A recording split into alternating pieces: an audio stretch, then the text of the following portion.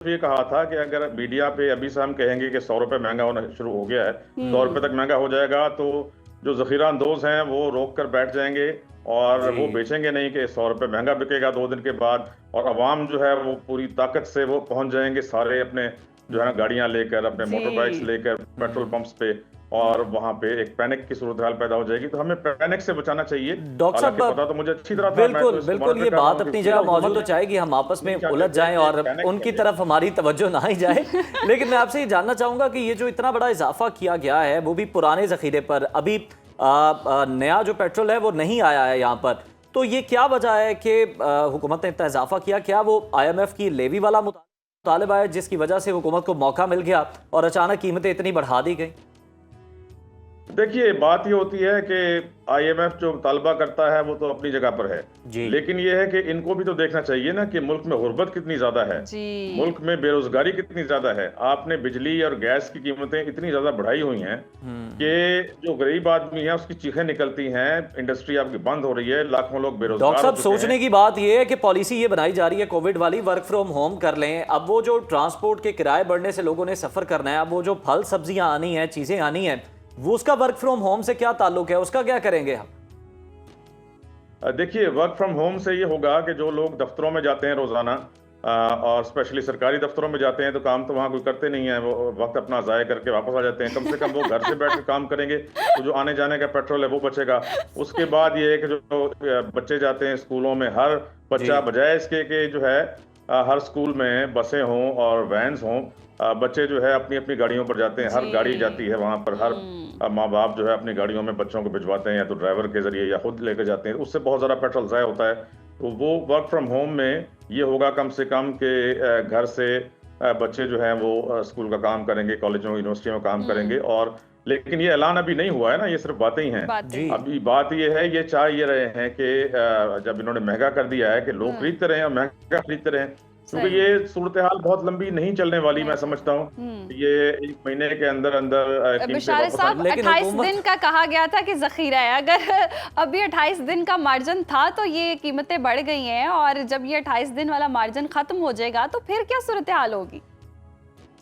28 दिन नहीं, बल्कि अगर आपको याद हो 2 दिन पहले मैंने कहा था कि 25 से 26 दिन का सही। रह गया है। तो अब ये है कि उसके लिए कोशिशें कर रहे हैं। अब सऊदी अरब के साथ मुज़ाकरात हो रहे हैं। सऊदी अरब की एक और पोर्ट है जहां से, जो कि इस स्ट्रेट ऑफ हॉर्मुज़ में नहीं आती, ठीक। वहां से जो है मुज़ाकरात हो रहे हैं, लेकिन वो जो है उसमें फ्रेट चार्जेस बढ़ डॉक्टर जाएंगे, साहब, इस नुक्ते पर कीमत भी ज़्यादा रहनुमाई होगी। कीजिएगा। ये भी बात हो रही है कि अगर ये सूरत हाल ठीक भी हो जाती है, बेहतर भी हो जाती है, तो फिर भी ऑयल रिफाइन होने में जो रिफाइनरीज हैं बड़ी बड़ी, उन्हें वक्त लगेगा दोबारा से उसी तरह से प्रोडक्शन करने में। और ये बताइए कि सारे प्रोसेस में, एक तो क्या ये नुक्ता ठीक है, और इस प्रोसेस में कितना अरसा लगेगा?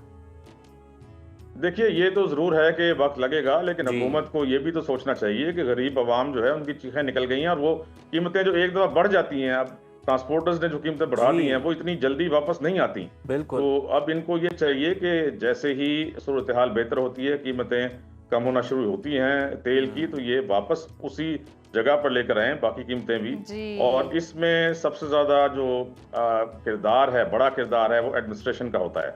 एडमिनिस्ट्रेशन को जो है ये बिल्कुल सख्ती के साथ इस पे इम्प्लीमेंट करवाना चाहिए। अभी हुआ ये है कि अगर 50 रुपए लीटर पे बढ़ा है, तो इन्होंने हर चीज की कीमत जो है वो इतनी ज्यादा बढ़ा देनी है ज्यादा कि बढ़ा वो देनी। 50 रुपए लीटर से जी। बहुत ज्यादा उसका इम्पैक्ट आएगा किरायों में आवाम के इजाफा ऊपर। हो गया है बिशारा साहब, किरायों में किराए इजाफा हो भी गया, इजाफा इतलात होता आ है। रही उसके अलावा थी। जी। डीजल के बढ़ने से जो हर चीज जो है, आपको पता है कि कराची पोर्ट से जो आती है या दूसरे शहरों से जैसे फल सब्जियां आते हैं, तो वो जो है उनके ऊपर कीमतें बढ़ा दी जाएंगी। सही। ये एक बॉडी को ये जरूर ख्याल रखना चाहिए कि कीमतें जो हैं उससे जी। ज्यादा ना बढ़े जितना कि तेल की कीमत बढ़ाई गई है, क्योंकि बढ़ाई ताजरों को जब मौका मिलता है तो वो कीमतें, वो अगर तेल की कीमत 50 रुपए बढ़ी है तो वो हर चीज की कीमत इस हिसाब से इतनी यानी बेहिसाब बढ़ा देते हैं, जिनको पूछने वाला कोई नहीं तो होता। बिशारा मैं साहब, आपको कोई पेशन कोई कर दें, कोई खदशा बता दें अभी और मजीद कितना बढ़ना है?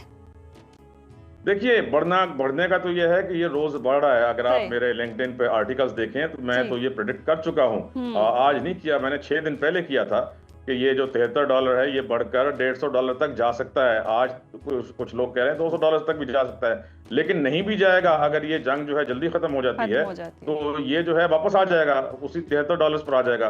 तो ये जो है सारी प्रेडिक्शंस हैं, फोरकास्ट हैं, लेकिन ये कि हमारी हुकूमत को ये चाहिए कि ये हर चीज जो है अवाम का पहले ख्याल रखे, उन तक जो है बेसिक चीजें जो हैं, सब्जियां हैं।